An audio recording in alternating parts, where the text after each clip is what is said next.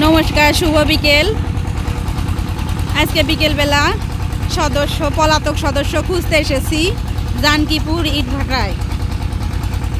তো ইটভাটায় এসে প্রথমেই এই যে ভাটার সদর দরজার রাস্তার ওপাশে যে ঘরবাড়িগুলো দেখা যাচ্ছে, এখানেই হচ্ছে এই ভাটার মহাজন আছে, ওনারা বসে থাকে। ওনাদের কাছ থেকে লোকেশন নিয়ে সদস্যের কোনো খোঁজ না পাওয়ায় ইটভাটার মধ্যে ঢুকে এসেছি। তো এখন এই যে ইটভাটা ইট পোড়াচ্ছে, এখন এই যে ইট পোড়াচ্ছে, এই যে ধোয়া বের হচ্ছে। এই যে ম্যানেজার ভাইয়ের গাড়ি এখানে নিচে রেখে এই যে ম্যানেজার ভাই উপরে গেছে, সদস্যকে ধরতে পেরেছি আমরা। এই যে উপরে ছিল ম্যানেজার ভাই, উপরে উঠে সদস্যকে ধরে নিয়ে আসলো, সদস্যের স্বামীকে ধরে নিয়ে আসলো। এখন নিচে আসবে, তার সঙ্গে কথা বলবো। আর হচ্ছে আমি আজকেই আমার জীবনের প্রথম এই ইটভাটাতে এসেছি। ইটভাটাটা আসলে ঘুরে ঘুরে দেখার ইচ্ছা, কিন্তু দেখা যাবে না, কারণ এখানে অনেক বাইরের লোক।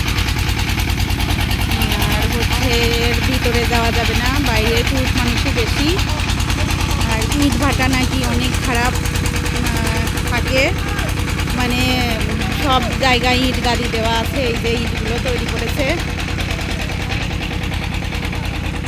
আমি দূর থেকেই দেখছি। আর এই যে ছবি তুলছি, এই যে এই সাইডে ইটগুলো তৈরি করে রেখেছে, কাঁচা ইট। আর এই যে সূর্য ডুবতে বসেছে, এই যে এই সাইডে এই ইটগুলো পোড়ানো হয়ে গেছে। আর এই ইট ভাটাটার পেছন সাইডে আরও অনেক জায়গা আছে, ওই সাইডে আরও অনেক লোক। এই যে ম্যানেজার ভাই সদস্যের স্বামীর সঙ্গে কথা বলছে, সম্ভবত কথা বলে টাকা দেবে। কিছু অর্ধেক টাকা দিয়েছে এবং অর্ধেক টাকা সন্ধ্যাবেলায় বিকাশে দেবে।